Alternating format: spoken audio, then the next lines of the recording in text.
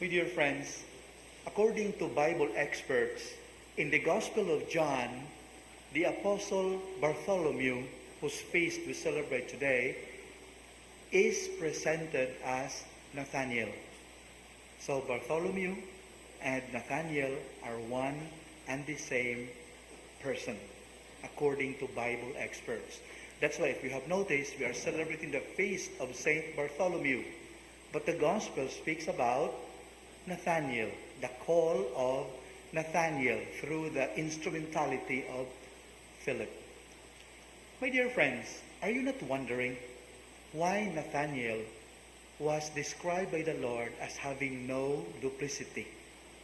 Ang translation sa Binisaya, walay ikasaway kaniya. Wow! What a description coming from no less the Lord himself.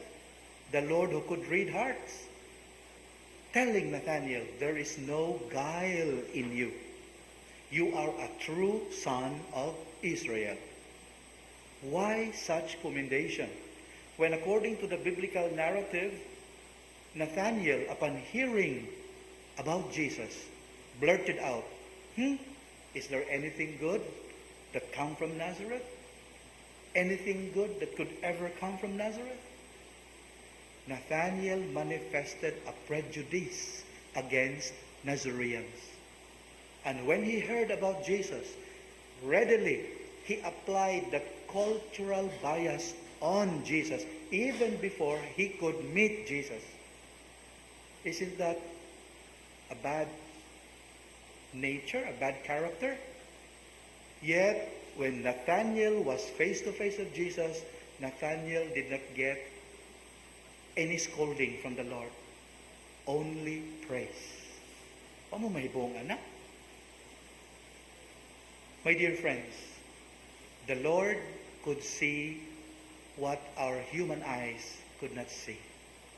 In the presence of the Lord, Nathanael was a very clear example for him of a principled man.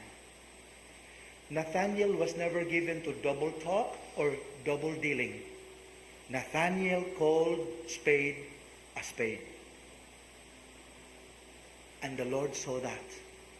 This guy is biased, yes, but he's very, very honest. Murag something we cannot say about us. Ilabi na kitang mga Bisaya. Maikugon ta musulti sa tinuod. Maikugon ta mo padayag sa tungunahuna o pagbati. Atong itago ang tinuurayng sentimento sa tong kasing-kasing o gunahuna. Pero kusog ta manglibak. Right? But Nathanael, no. Immediately he said what he wanted to say. Nothing good can come from Nazareth. But what was his saving grace?